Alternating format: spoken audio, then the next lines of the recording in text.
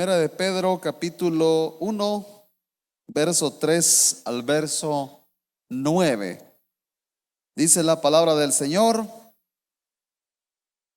Bendito el Dios y Padre de nuestro Señor Jesucristo, que según su grande misericordia nos hizo renacer para una esperanza viva por la resurrección de Jesucristo de los muertos, para una herencia incorruptible, incontaminada e inmarcesible, reservada en los cielos para vosotros, que sois guardados por el poder de Dios mediante la fe, para alcanzar la salvación que está preparada para ser manifestada en el tiempo postrero, en lo cual vosotros os alegráis, aunque ahora por un poco de tiempo, si es necesario, tengáis que ser afligidos en diversas pruebas, para que sometida a prueba vuestra fe, mucho más preciosa que el oro, el cual aunque perecedero se prueba con fuego, sea hallada en alabanza, gloria y honra cuando sea manifestado Jesucristo, a quien amáis sin haberle visto, en quien creyendo, aunque ahora no lo veáis, os alegráis con gozo inefable y glorioso, obteniendo el fin de nuestra fe, que es la salvación de vuestras almas. Gracias, Señor, por tu palabra una vez más, por esa dicha que tenemos de poderla leer y poder meditar en ella y así edificar nuestro corazón. En el nombre de Jesús oramos. Amén. Amén. Esta carta, hermanos, es una carta escrita a los cristianos que vivían en diferentes lugares a través del Asia Menor. En su mayoría no eran judíos, eran gentiles, eran griegos. Posiblemente habían algunos romanos entre ellos. Y pues el apóstol Pedro escribe esta carta pensando en que ellos necesitaban mucho ánimo. Y hay ocasiones, hermanos, en que nosotros lo necesitamos también.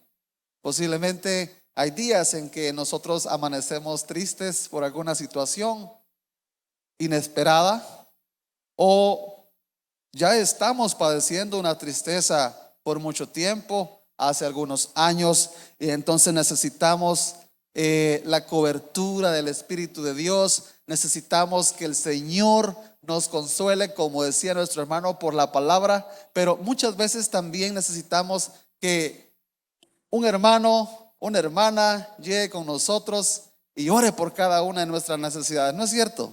Necesitamos eso, hermanos.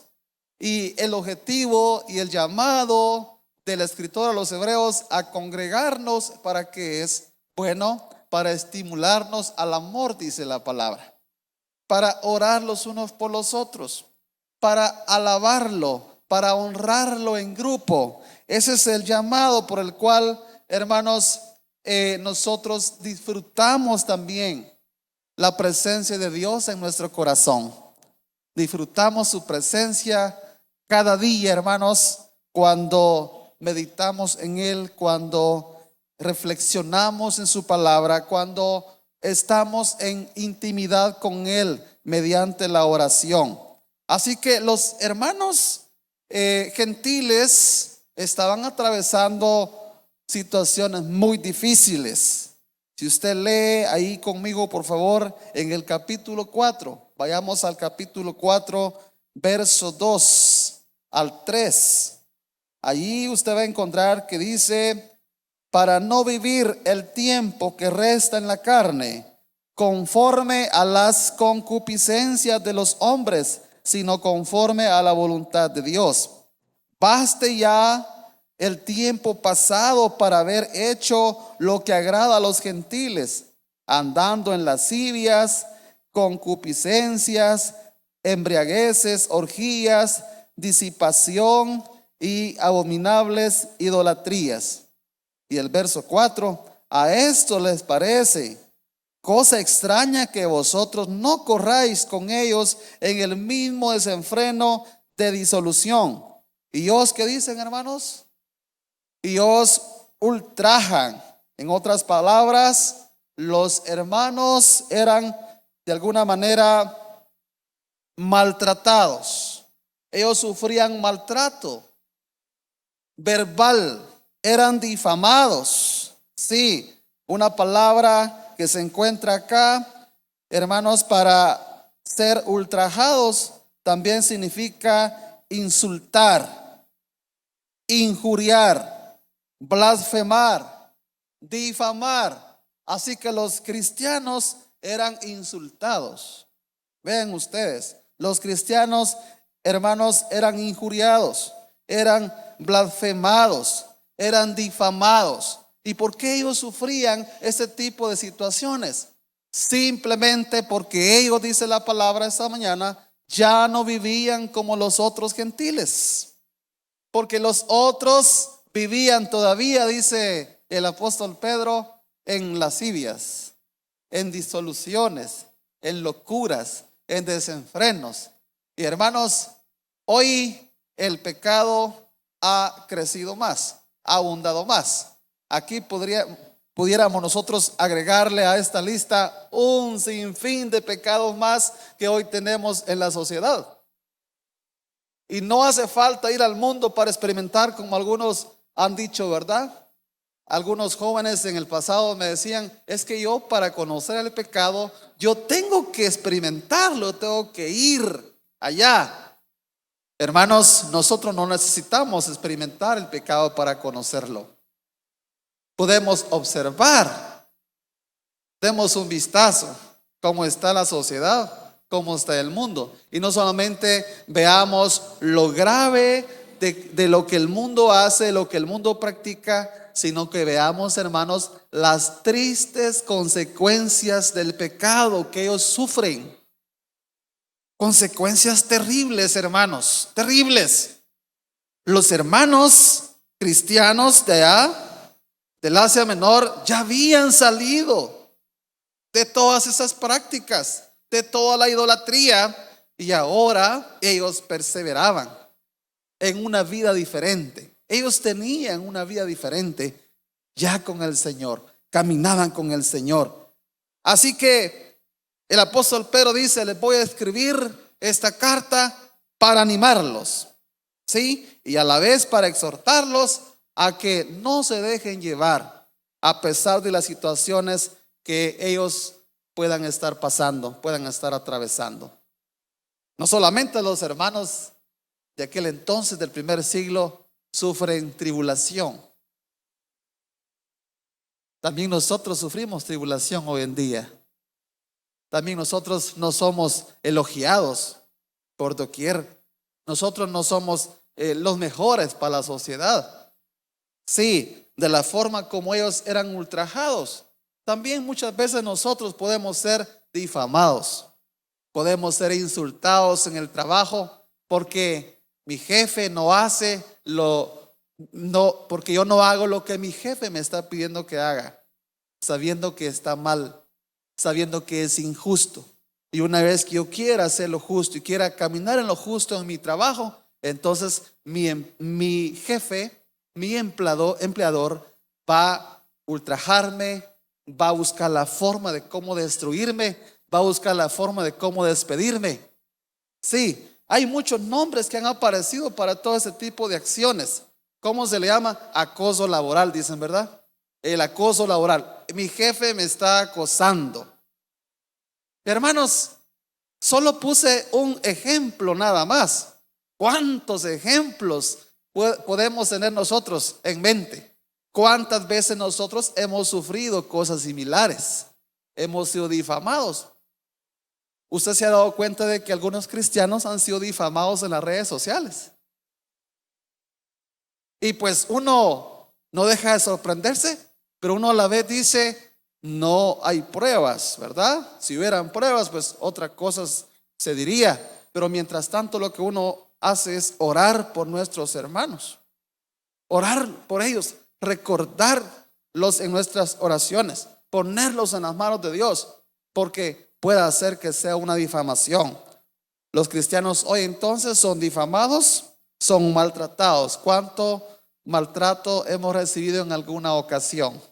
Hemos sido despreciados en muchas ocasiones también por el hecho de no compartir lo que otros comparten. Porque nuestra vida, amada iglesia, nuestra vida ha sido dedicada para el Señor. Y no solamente nuestra alma, en el cual se enfocaba la enseñanza siglos atrás, sino que también aparte de nuestra alma, la palabra del Señor dice que todo nuestro corazón ha sido apartado para honra y gloria de nuestro Señor. Y cuando hablamos del corazón, hermanos, nuestra mente, todo lo que hay en nuestra mente, también ha sido apartado, ha sido consagrado para la alabanza del Señor. Cuando hablamos de la otra parte del corazón, que es el espíritu por el cual nos movemos, también nuestros movimientos han sido apartados y consagrados para el Señor.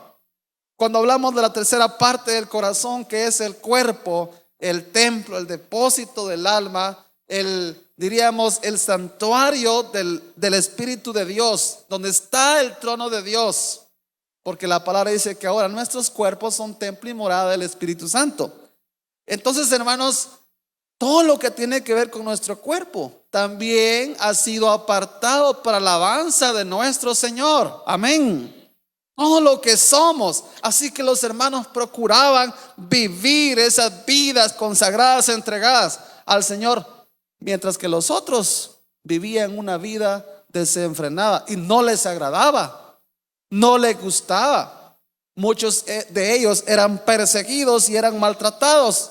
Muchos murieron también en el primer siglo por levantar y mantener en alto ese baluarte de la verdad.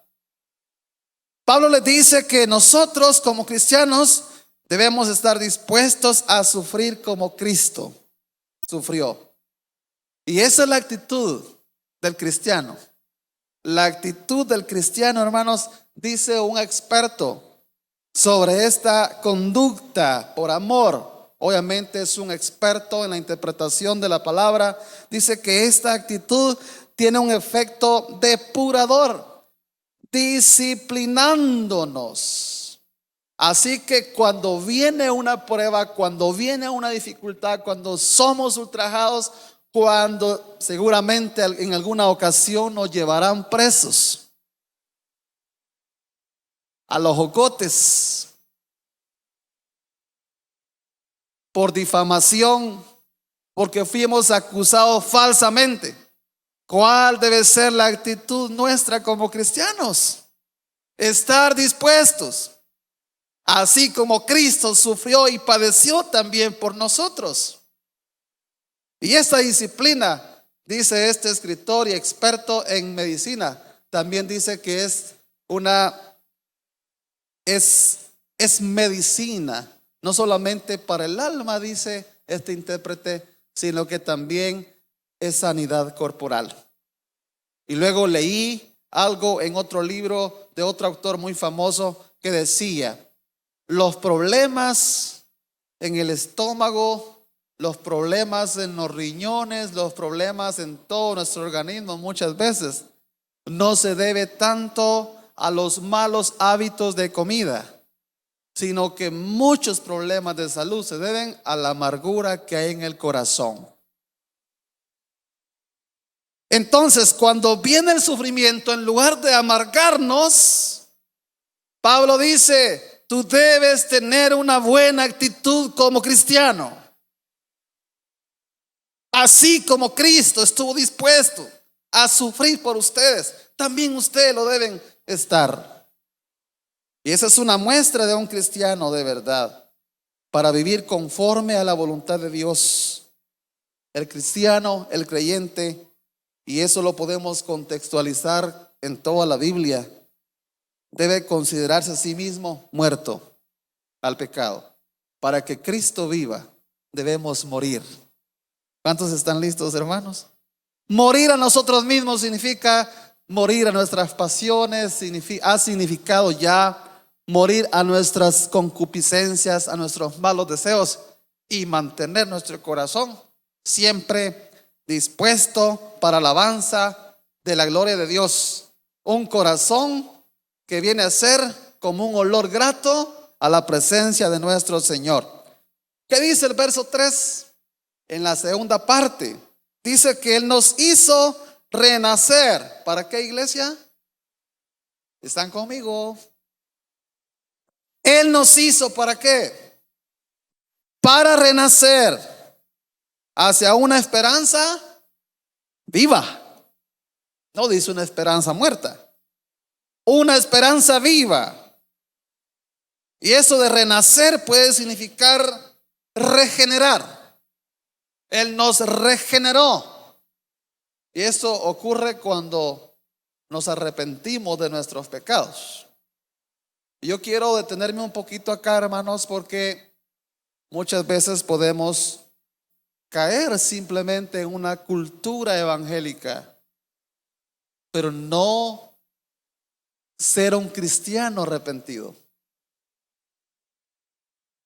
Y es triste porque muchas personas han caído en esa situación. Han vivido una cultura nada más evangélica.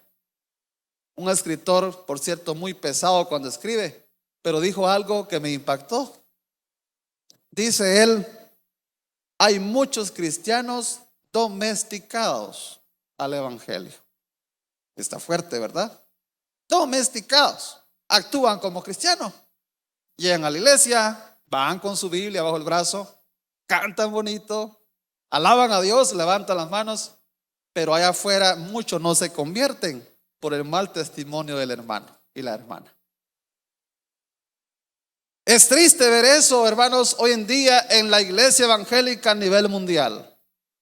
Es triste ver la situación en Guatemala. Y hablando de estadísticas, hermanos, las estadísticas siempre nos arrojan de que Guatemala es un país que ha ocupado los primeros lugares en violencia. ¿En qué más? En corrupción. ¿Qué otra cosa? En pobreza, extrema pobreza. Antes se hablaba de pobreza y extrema pobreza, pero ahora en Guatemala ya se habla de miseria. Pero si vamos a una de esas grandes conferencias que muchas veces nos invitan, ahí también hay una estadística religiosa que nos dice que Guatemala tiene el 95 punto y algo todavía de cristianos. Vea usted qué contradictorio.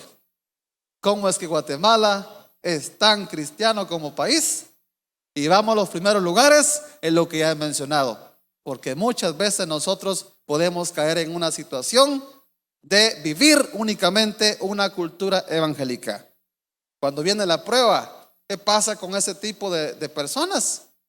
Hermanos, son como el viento, son como el polvo, perdón, que arrebata el viento, dice el Salmo 1. Como el tamo.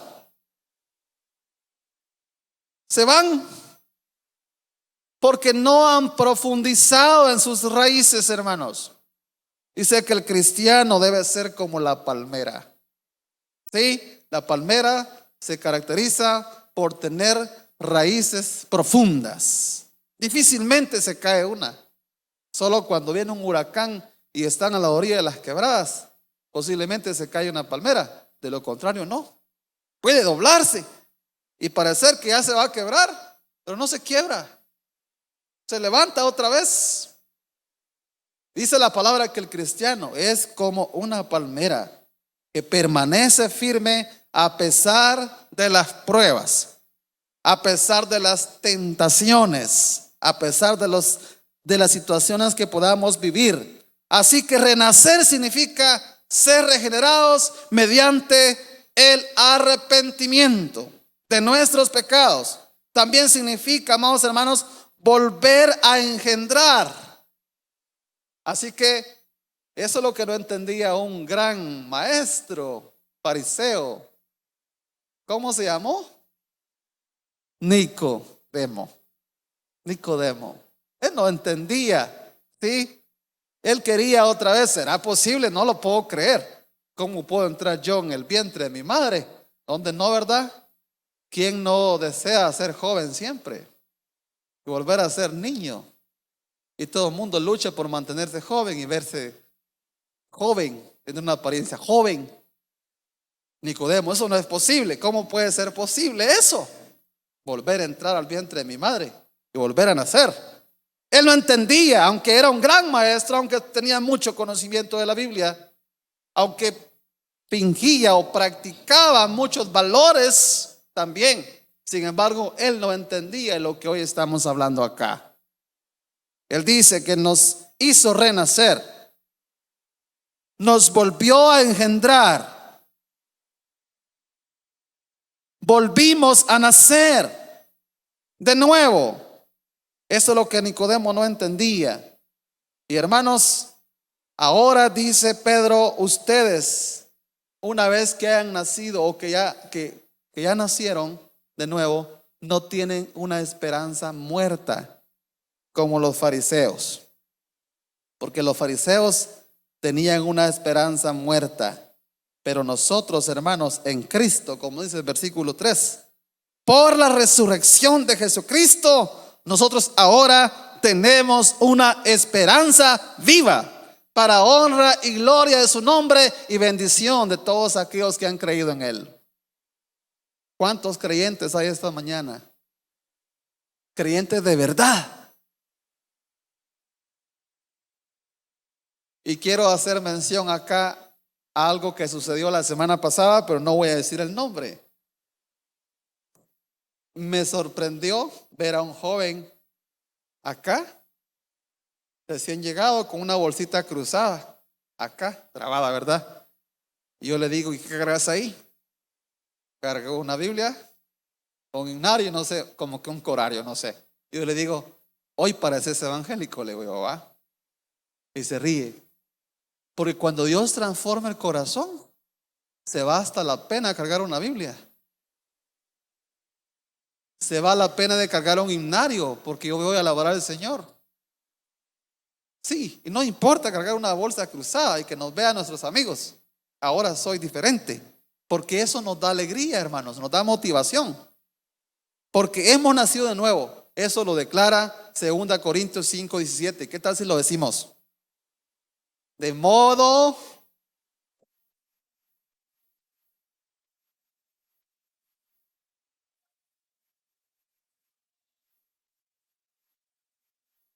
hasta la amargura, hasta ese temperamento incontrolado se fue. Amén. Se fue todo eso. Hasta esa actitud negativa, hasta esa vida de murmuración, se fue, desapareció, se fue el rencor, porque volvimos a nacer. Cuando usted ha corregido a su niño de vez en cuando, ¿verdad? Lo ha corregido, yo le aseguro que, bueno, dependiendo la edad, pero al momento está ahí abrazándolo, porque no es rencoroso. Cuando no somos cristianos de verdad, una cosita poca nos hacen, odiamos, maldecimos y decimos un montón de cosas. Pero el que es regenerado, el que es nacido de nuevo, dice Pedro, tiene una esperanza viva. Alabado sea su nombre, porque ahora nosotros somos nuevas criaturas por la resurrección de Jesucristo. Los fariseos abrigaban entonces una esperanza de la resurrección, pero una esperanza muerta. Cuando Cristo resucita, hermanos, esta resurrección les dio prueba a ellos y también permanencia a los que habían creído en Él o a los que creyeron en Él. Pedro habla de una esperanza viva que fue obrada entonces por la resurrección. Si Cristo no hubiese resucitado, ¿cuántos estaríamos esta mañana acá?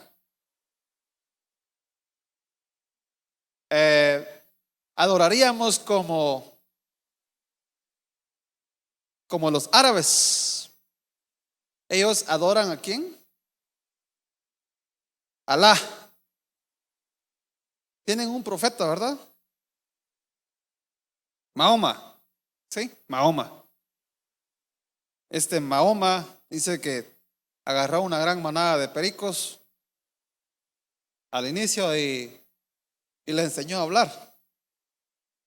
Y los pericos decían,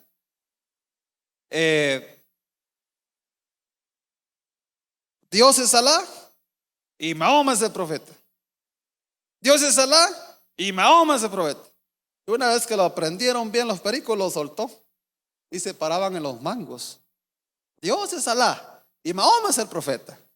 Y así fue como conquistó grandes territorios. La gente creyó. Es que la gente cree más en cosas, hasta en los pájaros, cuando hablan, pero no creen en la palabra, tristemente, ¿verdad? Pues nosotros no adoramos a Alá, no adoramos a Mahoma, no adoramos a Confucio, no adoramos a ¿quién más? Tantos dioses que tiene la gente hoy. El mundo tiene sus dioses, sus ídolos en los cuales creen y tienen su fe, esperanza, no sé en qué, pero la iglesia tiene una esperanza viva en Cristo Jesús. ¿Cuántos alaban al Señor esta mañana? Lo alaba de corazón.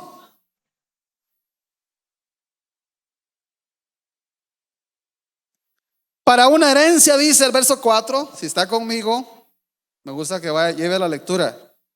Para una herencia, ¿cómo dice, hermanos? Corruptible, incorruptible. ¿Qué quiere decir eso, hermanos? Imperecedero. Significa imperecedero. La esperanza viva. Entonces, hermanos, era porque Cristo vivía. ¿Y quién es la esperanza del cristiano? Cristo Jesús. Cuando estemos en el cielo, ¿a quién queremos ver? Ay, a mi mamá, a mi papá, pastor, mi novio que murió en un accidente.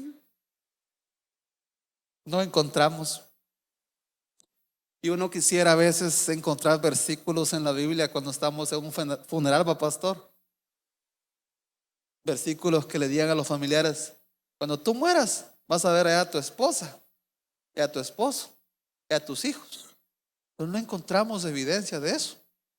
Lo que dice la palabra es que allá seremos una sola familia en Cristo. Y cuando cantamos cara a cara espero verle, ¿a quién, hermanos?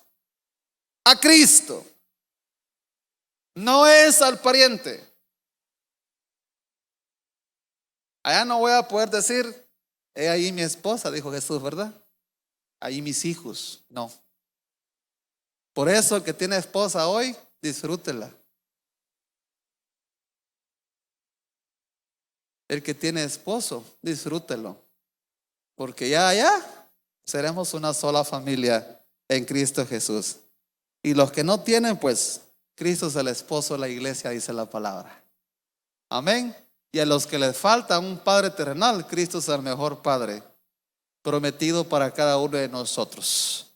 Así que para el que está solo, Cristo es su compañía. El Paracleto es el Espíritu, el que está con la iglesia. Alabado sea su nombre esta mañana, hermanos. Yo me gozo cuando leo la palabra, la disfruto. Y gracias, hermano Edgar, por su recomendación. Disfrutemos la palabra. Y a veces me siento triste y no sé por qué, así somos, ¿verdad? Pero voy a la palabra y me aliento. Sí, mi cerebro, mi corazón se oxigena porque leo la palabra. Así que al leer la Biblia, hermano, la palabra de Dios, porque tenemos una herencia, ¿cómo, hermanos? Incorruptible. Amén. Es un bien recibido por el heredero. ¿Quién es el heredero? Cristo.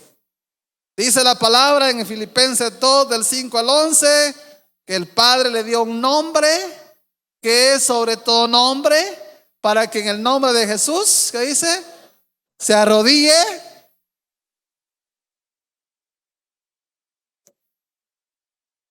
¿Quién se va a rodear?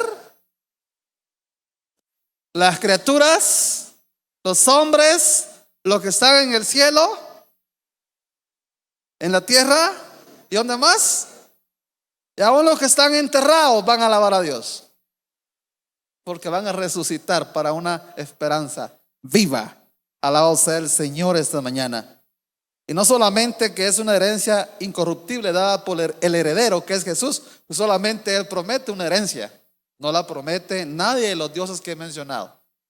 Nadie a usted le tiene que prometer nada. Y si le promete es un falso, es un mentiroso. El único que promete darnos vida y nos da una esperanza viva es Cristo, el Hijo de Dios, el heredero de Dios, el Hijo de Dios. Y dice que esa herencia es incorruptible. ¿Qué más? Verso 4. Me gusta que estén despiertos. Vamos. Incorruptible. ¿Qué más? Incontaminada, sin mancha, sin defecto. ¿Qué más, hermanos? Inmarcesible. Da la idea de no será una esperanza marchita. Bueno, hoy las flores están vivas, pero ya cuando se nos olvida, ¿verdad?, cambiarlas, ya después de 5 días las flores están todas marchitas. Dice que nuestra esperanza no es incorruptible. Nuestra esperanza no se marchita en el Señor. Alabado sea su nombre. Y aparte de eso, ¿qué más dice? ¿Reservada para quiénes, hermanos?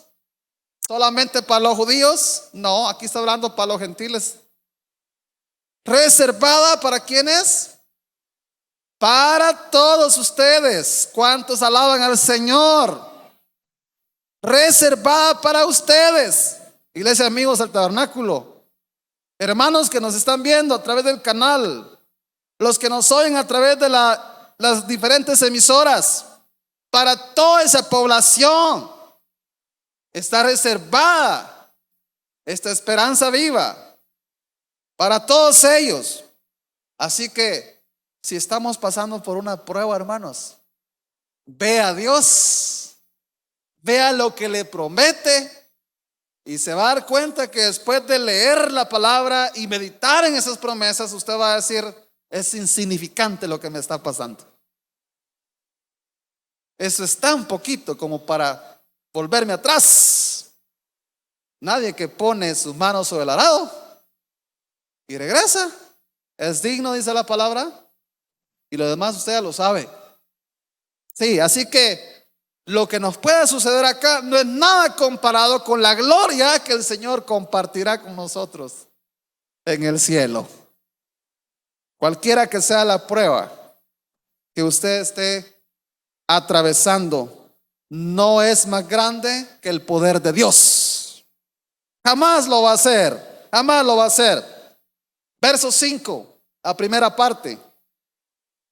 Dice la palabra que el Señor, nuestro Dios, nos guarda por el poder de Dios mediante la fe. Acá guardar tiene un énfasis de un guardar militar. Como si el presidente viniera acá a Chiquimula, ¿será que pasara en una GN como pasa el pastor ahí?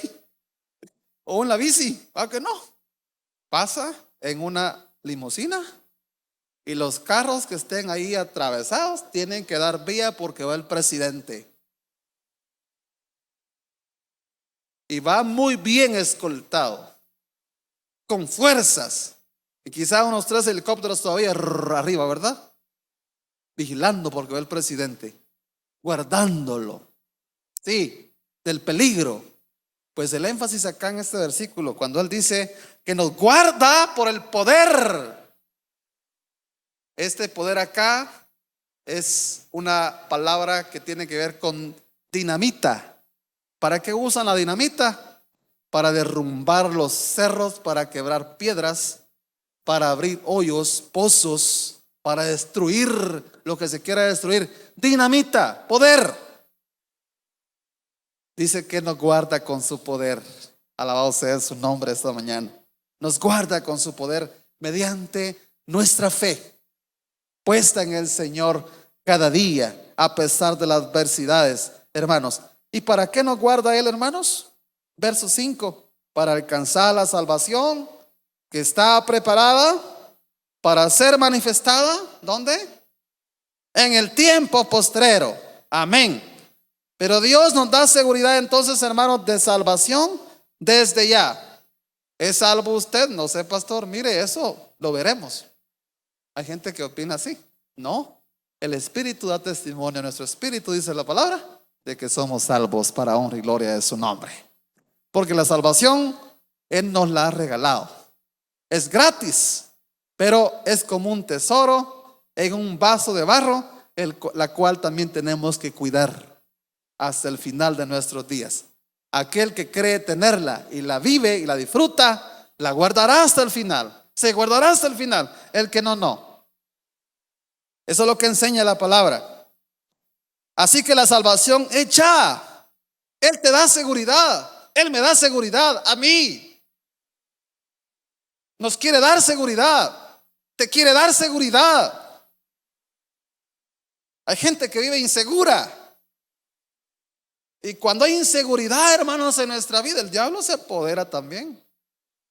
Y mire usted, yo soñé que anoche la casa le caía encima. Ay, de verdad, hermano, que no sé qué. Ay, ¿será posible? Y se va y se arrodilla y busca más de Dios. Pues qué bueno que lo hace, ¿verdad? Pero hay gente que es tan insegura. Son personas que están en una ansiedad terrible porque viven inseguros. Y la palabra nos dice que el Señor nos guardará y nos protegerá.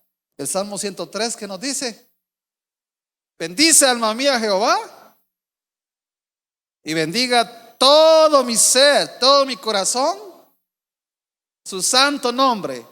Y usted sigue leyendo qué más dice el Salmo, hermanos. Ajá. Dice, amados hermanos, que Él nos ha sacado. ¿De dónde? Él es el que rescata del hoyo tu vida. La gente piensa que, entonces no voy a morir. Ahí no está hablando de, algunas veces Dios nos libra de la muerte, y muchísimas veces. Pero el salmista está alabando a Dios porque lo libró del hoyo del infierno. Porque su alma fue rescatada del hoyo del infierno. No está diciéndole que no iba a morir. Y yo no voy a morir, y nos exponemos tanto y terminamos muriendo muchas veces. Porque también la palabra del Señor nos dice que el sabio ve el peligro y se aparta. Así que Él ha rescatado nuestra alma del infierno mismo y nos ha salvado ya y nos garantiza, amados hermanos, una gloria eterna. ¿Cuántos están listos? Para que vivamos contentos, para que vivamos alegres, dice la palabra. Y también para que podamos superar toda clase de pruebas. Y luego habla del joyero. ¿Hay algún joyero acá? No creo. Habla del joyero para poder probar la piedra si es oro o no. No puede usar un utensilio o un trasto de hierro. No puede usar un material de plástico, sino que el recipiente a usar tiene que ser ¿de qué, hermanos? De barro. Solo el barro tiene las características para soportar alta temperatura y así ver si realmente esa piedra depositada ahí es oro o no. Pero aún el mejor oro y lo que parece ser el mejor oro necesita ser probado. Al igual como los cristianos también. Dice la palabra que seremos probados. ¿Como qué? ¿Como el metal? ¿Como el anillo bañado de oro? No, probados como el oro verdadero. Ay, pastor, eso está difícil. Pues sí, la salvación y el llamado a la salvación no es de cobardes. Solamente los valientes, dice, arrebatan el reino de los cielos. No es para cobardes. Sí, es para los valientes. Entonces, después de que El apóstol Pedro pone el ejemplo del joyero y el oro pasado por el fuego para probar. También dice que los cristianos, y les dice a los hermanos: yo sé que ustedes son ultrajados, yo sé que ustedes han blasfemado contra ustedes, quizás los han perseguido, quizás los han maltratado, quizás algunos han sido puestos en la cárcel. Probablemente algún familiar de ustedes ha muerto ya por la causa de Cristo. Es lo que les está diciendo acá. Pero ustedes también tienen que superar estas pruebas con paciencia, porque serán probados. Y nadie está excluido, hermanos, de ser probados en esta vida. Nadie, ninguno. Jesús dijo: en el mundo tendréis. Ay, no, hermanos, si yo soy el pastor, ¿qué más tiene que ser probado? Yo soy hijo de pastor. Yo soy el tesorero, hermano. Yo cuido el tesoro de Dios. Yo no puedo ser probado. Yo soy la secre del tabernáculo. Mire, yo no fallo con mis diezmos, pastor. ¿Cómo voy a ser probado yo? No, yo no. Si las pruebas vienen, es porque el Señor nos quiere moldear para honra y gloria de su nombre. ¿Sí? Así que la palabra del Señor dice, y Pablo retoma el texto, esta misma idea, y dice que los que aman a Dios, fue necesario entonces que Daniel y sus compañeros fueran echados ¿a dónde? Al foso de los leones. Fue necesario que sus amigos también lo metieran al horno de pan. No sé si de pan o de cal o de qué era, pero en un horno. Fue calentado 7 veces más. Fue necesario entonces que José lo echaran en una cisterna y luego fuera vendido, y conocemos toda la historia. Eso fue necesario para ellos. Quizás Dios los quería moldear su corazón. Fue necesario permitir que Moisés no entrara allá a Canaán, porque sin duda Dios trató con él todavía de este lado. Muchas veces lo que estamos atravesando es porque Dios así lo quiere. Él lo ha permitido porque nos quiere hacer un bien, amada iglesia. ¿Sí? Así que no hay nada, dice Pablo también, ¿verdad? Acuñando lo que dice Pedro, Pablo dice que nada ni nada lo puede separar del amor de Dios, del amor de Cristo. Y luego enumera, ¿verdad? Ni hambre, ni persecución, ¿qué más? Ni espada. Y hermanos, tantas cosas que puede mencionar el apóstol ahí, usted puede agregarle más a su vida. Nada de eso lo puede separar del amor de Cristo. Y nada usted lo puede desbarrancar de esa esperanza viva en Cristo Jesús. Así que, si pierdes tu negocio, pues no se perdió tu vida. Perdiste un emprendimiento nada más, Dios luego te dará otro. Si perdiste tu cliente favorito, pues ¿qué importa? ¿Y qué? Perdiste un cliente nada más. Dios enviará cuervos y te alimentará. Así que si pierdes tu casa, no importa si no era tuya, era de Dios, y Él lo permitió. Así que si pierdes tu marido, no, ahí sí no, búscate otro, no, ¿verdad? ¿Qué importa si nos toca ir a las calles a vender lichas? ¿Qué importa si nos toca vender taquitos ahí en la esquina como la señora que honradamente trabaja? ¿Qué importa todo eso, hermanos? Nada importa, porque nuestra esperanza no está en las cosas de este mundo, en las cosas perecederas. Si nuestra esperanza está allá, donde no hay corrupción. Es que me despidieron, pastor. ¿Qué importa? No te aflijas. Ora a Dios, clama más con fe. Acerquémonos más a Él. Es que el doctor me dijo que solo me faltan 40 días. ¿Qué importa? Mas luego voy a estar con mi Padre Celestial. Por fin voy a ganar. Porque el vivir para mí es Cristo, dijo Pablo, y el morir es ganancia. No importa, hermanos, que nos quiten La ropa, ¿qué importa que nos quiten las cosas? Y por eso dice Jesús, y también el apóstol Pablo dice que hasta vergüenza nos debería dar estar en los tribunales, porque nos quieren quitar una propiedad. En una ocasión un hermano tenía su terreno y el vecino le quitó no sé cuántos metros, se lo dio. ¿Para qué vamos a meter a problemas? Al tiempo el vecino llega y se lo ofreció en venta y él se lo vuelve a comprar. ¿Qué importa? Es dinero nada más, es efectivo. Hoy lo tenemos, mañana no. Es que no me pude graduar porque mire que mi profesor, es que mire que mi catedrático en la universidad me hizo trampa, quizá le caigo mal y no me voy a graduar, pastor. ¿Qué importa? El mejor título que ya tienes es ser hijo de Dios. ¿Qué importa todo eso?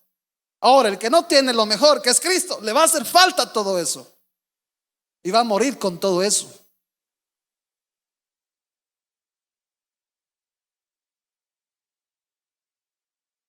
Veo que estáis quietos, tranquilos. La fe debe ser probada, porque la fe es algo precioso, más que el oro, dice el verso 7. Y debe ser probado para la alabanza de la gloria, no para la alabanza nuestra, sino para la alabanza de Jesucristo. ¿Está conmigo? Verso 7. Y el verso 8 dice que si pasamos todo eso, tendremos un gozo inefable en el corazón.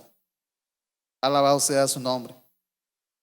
Y más de algún hermano o algún cristiano de aquel entonces, cuando lee la gran carta de Pedro, ¿y este qué? Él escribe como que fuera el perfecto, ¿verdad? Este Pedro está escribiendo como que fuera infalible. Miren ustedes todas las recomendaciones que nos está dando. Y este apóstol, ¿qué se cree? ¿O creen ustedes que no sucedió algo así? Es que en la congregación hay de todo muchas veces. ¿Y este pastor qué se cree? ¿Por qué habla así? Como que fuera el intachable. Pues para que no digan nada y para que no digamos nada y para que los hermanos no sigan pensando mal del que escribe la carta, que es Pedro. Recordemos un poquito de Pedro ya para finalizar. ¿Recuerdan ustedes, hermanos, que Pedro le dijo a Jesús una vez: yo quiero caminar en las aguas también? Y Jesús le dice: está bien, Pedro, ven. Ahí va Pedro, ¿verdad? Yo tengo una gran fe. Cuando ¡pum! Los relámpagos, los truenos, la turbulencia del mar, el rugido del mar y todo eso. ¿Qué pasó? Su corazón se llenó de temor, de miedo y ¡pum! Chumbluc al agua. ¿Sí? Yo puedo caminar como tú. Si tú eres el maestro, manda que yo también camine sobre las aguas. Bueno, ahí va Pedro entonces, bien animoso, ¿verdad? Pero todo eso le espantó, le atemorizó y pato al agua. Y entonces, Señor, auxíliame. La misericordia de Dios ante todo, hermanos. Él nos levanta. ¿Cuántos alaban su nombre? Él nos capacita, nos levanta, nos instruye. Prueba superada, dijo Pedro. Pero no porque él haya podido, es porque el Señor lo hizo por él. Nosotros no podemos solos, hermanos. Él lo hace por nosotros, porque Él tiene todo poder y Él es el que nos guarda. ¿Sí? Jesús empieza a narrar ciertas escenas de cómo iba a morir, cómo iba a ser crucificado, cómo los soldados lo iban a tomar. Y entonces se acerca Pedro otra vez, el que escribió la carta, y lo llama: Jesús, por favor, que nada de eso te contesta. ¿Sabes qué? Mejor fuguémonos. Porque si te pasa a ti, me va a pasar a mí. Y le va a pasar a mis compañeros. Vayámonos, Jesús. Tomemos el vuelo de las 3. Y Pedro ahí llamando con su celular. Ahí llamando contactos. Que mire que Jesús, nada de esto te contesta, le dice Pedro a Jesús. ¿Y qué le dice a Jesús, hermanos? Apártate de mí, Satanás. Y ahí pues la tentación a no querer padecer con Jesús. Fácilmente caía Pedro. Pero otra vez Jesús lo restaura y Pedro dice, prueba superada. ¿Cuánto ganaron el tercero básico este año? ¿Hay jóvenes acá? No hay ni uno, ¿verdad? ¿Cuántos universitarios se gradúan este año? Andan allá en el campamento los muchachos, o en el retiro, perdón, en el congreso. Pero si tú te gradúas este año, dices prueba superada, una carrera alcanzada, no es porque tú hayas podido, es porque el Señor lo hizo por ti. Él lo hizo. Y en el monte de la transfiguración, otra vez Pedrito y unos compañeros son llevados. Y donde ve la gloria de Dios, la gloria de Jesús, el rostro transfigurado de Jesús y la silueta de Elías y de Moisés. Otra vez la tentación llega a Pedro. ¿Y qué le dice? Maestro, si quieres, hago 3 enramadas aquí. Una para ti, ¿verdad? Y hermanos, 3 enramadas. Sí, hombre, aquí quedémonos, no bajemos allá a esa ciudad terrible. Allá hay persecución. Allá hay gente que nos quiere apedrear. Aquí está mejor. La tentación, hermanos, a evadir la prueba. La tentación a decir no. ¿Qué le damos, joven? Bueno, sírvame una mojarra frita con tomatito, un puré a la par, arroz. Muy bien, está bien. Y se cae la billetera. Y pues ahí recogiendo la billetera, gracias Señor por estos alimentos que me han dado el día de hoy. Ya oró porque le dio vergüenza orar con sus compañeros. Evadiendo ser luz. Y si nosotros nos avergonzamos de Él, ¿qué dice la palabra? Él se avergonzará de nosotros. Los soldados llegan y toman a Jesús. Y en lugar de recordar las palabras de Jesús, ¿qué hizo Pedro otra vez? Sacó el machete, como decimos acá, la colima, y le cortó la oreja a Manco.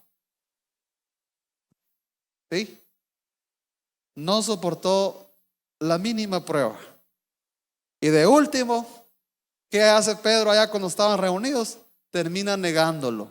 ¿Tú eres uno de ellos? ¿Qué dice Pedro? No, yo no soy de ellos. Yo no ando con él. Hermanos, pero Pedro superó todo eso porque Jesús otra vez lo buscó. Y el Espíritu Santo lo buscó. Y él tuvo un corazón sensible a su voz. Cuando nosotros nos dejamos moldear por el Espíritu, no hay prueba que no podamos superar. Sí, ahora Pedro aparece predicando la palabra y se convierte en ¿cuántas personas? 3,000. 3,000 personas se convierten y entran al reino de los cielos. Y ahora está allá en el cielo y murió la otra prueba dura, que murió crucificado cabeza abajo. Así murió. Pero Pedro dijo, prueba superada, porque ahora está con el Señor. Tú puedes decir esta mañana, prueba superada también, si buscas a Jesús. ¿Qué les parece si se ponen de pie y oramos? Yo siempre hago el llamado a buscar de Dios en este momento. Acostumbro a hacerlo. Porque mientras hay vida, dice, ¿verdad? Está la oportunidad. Y si tú necesitas del Señor que te auxilie en esta prueba, Esa tentación que te está llegando todos los días y que no crees soportarla. Él te puede ayudar. Jesús te puede ayudar.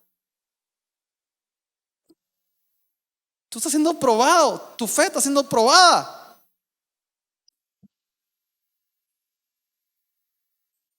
Cierra tus ojos. El altar está acá. Siempre disponible. Mientras esté abierto el tabernáculo, estará disponible. Cuando lo cierren, ya no usted no podrá venir acá al altar. Pero está disponible para que tú vengas sin ninguna pena. Acércate. Alguien que no conoce a Cristo en esta mañana, pero quiere conocerlo de verdad para disfrutar la vida. Hay que conocer a Cristo, al dador de la vida. Señor, estamos acá para agradecerte por tu auxilio, por tu ayuda. Permítenos gozarnos, permítenos honrarte. Hay prueba que no pueda ser superada cuando tú estás con nosotros, cuando vas delante de nosotros. Nada más nos va a afligir, nada más nos va a amargar, nada más nos hará regresar, porque tú vas delante de nosotros, nuestro Señor, nuestro Salvador, aquel que murió en la cruz por mis pecados, el que me ha redimido, el que me ha comprado de nuevo, el que me promete salvación eterna, el que me orienta que hay una perdición, hay una condenación también si no me arrepiento.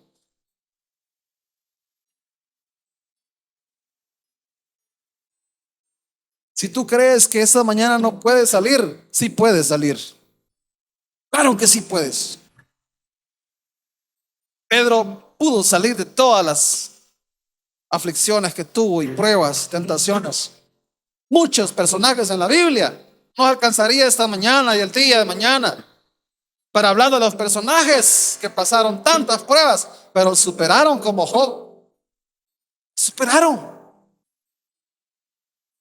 Oh Señor, escucha la oración de tu pueblo.